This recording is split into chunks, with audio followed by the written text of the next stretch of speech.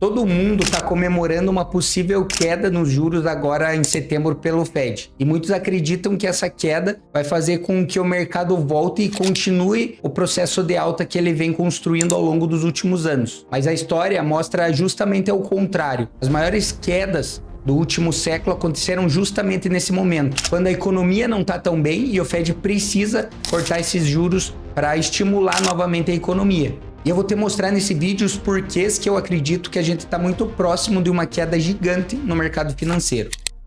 Hoje todo mundo sabe que as bolsas em todo o mundo estão batendo máximas históricas todos os meses, mas não só as bolsas, como o ouro, o Bitcoin e vários outros ativos. Mas apesar dessa liquidez abundante nos mercados, o mercado real mostra algo totalmente ao contrário. Ou seja, a bolsa está mostrando prosperidade, mas o mercado real está mostrando fragilidade. E quando essas duas forças divergem, a história nos mostra que alguma coisa muito grande está próxima de acontecer. Eu quero voltar um pouco no tempo e falar casos semelhantes que a gente teve na história.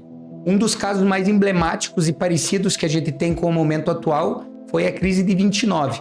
Em setembro de 29, o Fed cortou os juros para tentar estimular a economia novamente. Só que alguns dias depois, ou alguns dias antes desse corte, houve o topo do mercado. Mais ou menos uns 60 dias depois desse corte de juros, veio as quedas mais significativas, que foram conhecidas como Black Week. O mercado, ele continuou essa queda e caiu mais ou menos 90% depois desse corte do Fed. E um detalhe importante é que o mercado demorou 25 anos para se recuperar. Só em 1954 ele conseguiu os mesmos patamares que a crise de 29.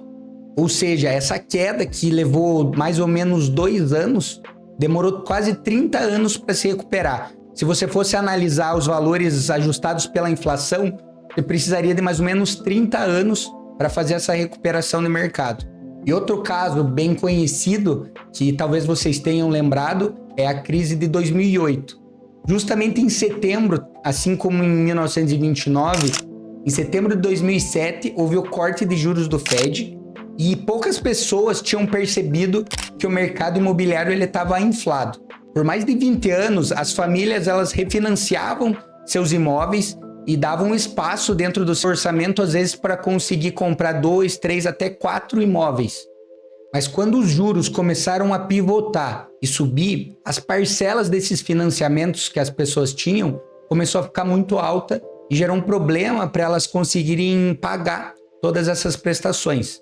Isso foi formando uma bolha que explodiu alguns meses depois. Mas em setembro de 2007, o Fed fez esse corte de juros e mais ou menos uns 20 dias depois do Fed cortar, a bolsa bateu seu topo histórico, em setembro de 2007. E poucos meses depois, a crise estourou e as quedas beiraram perto de 60% no S&P 500. E, de novo, esse corte do Fed não foi o início de uma recuperação do mercado, e sim o início da queda dele. E agora a gente está em uma situação muito parecida e, na minha visão, mais híbrida. A gente está com valuations muito próximos da crise de 29 e da bolha.com que aconteceu em 2001. As empresas elas estão precificadas baseando-se num crescimento estratosférico para os próximos anos. E com certeza isso não vai acontecer. E enquanto isso, os grandes investidores, o que a gente chama de smart money, está vendendo cada vez mais as suas posições.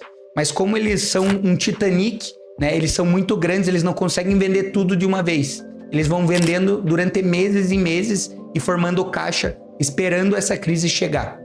Só para você ter uma ideia, as 200 maiores operações que aconteceram no mercado financeiro nos Estados Unidos foram de venda.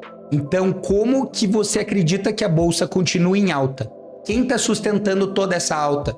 E a resposta é o varejo. É o investidor comum que acredita que esse ciclo praticamente nunca vai acabar.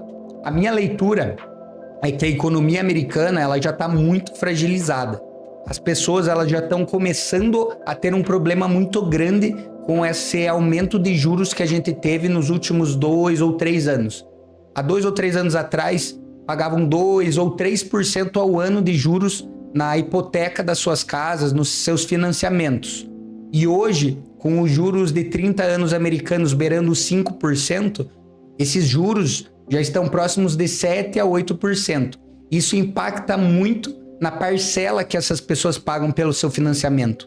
E quando a parcela da tua casa ou do teu carro aumenta, basicamente você só tem uma alternativa: se organizar financeiramente para que a outra parte do teu salário caiba nas outras despesas tuas fixas.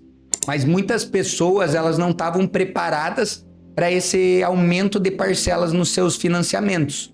Então elas começaram a estourar os seus cartões de crédito. E isso a gente já consegue ver em alguns dados que o delinquency, que são as parcelas de cartão de crédito que são devidas a mais de 90 dias, já estão próximas de 16%.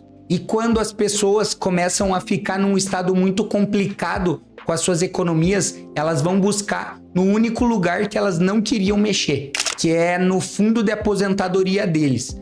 E quando eles mexem nesse fundo de aposentadoria para quitar algumas dívidas que estão acontecendo no momento, esse fundo ele está alocado, na maioria das vezes, aproximadamente 90% em índices como o S&P 500. Então, quando começar esse movimento, não só dos grandes players, mas das pessoas também, quando até o varejo também seguir esse caminho de alta, aí começa um ciclo que não vai ter fim. Então, quando você está com a parcela do teu carro mais alta, a parcela da tua casa mais alta ou até atrasada, e você às vezes até perde o emprego, você pelo menos olha pelo lado positivo que o teu fundo de aposentadoria está saudável.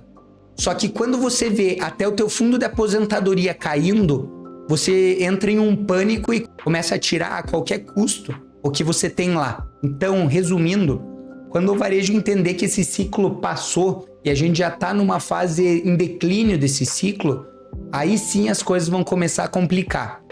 E aqui que vem um detalhe que pouca gente fala. Por que que isso acontece logo depois do Fed cortar os juros?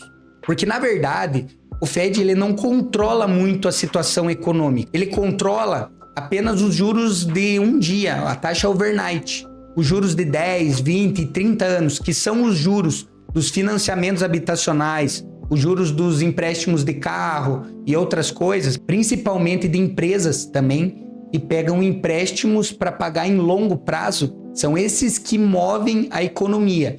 E esses juros, eles já estão altos e subindo há mais ou menos uns 2 anos. Então, essa queda dos juros leva a uma narrativa que a bolsa vai começar a ter uma liquidez maior e assim as altas vão continuar subindo. Só que na prática, essa queda de juros não é nenhum estímulo, porque o Fed não consegue controlar justamente os juros que fazem a diferença na economia. A minha leitura é que a gente está muito próximo de repetir padrões que aconteceram tanto em 29, 2001 e 2008.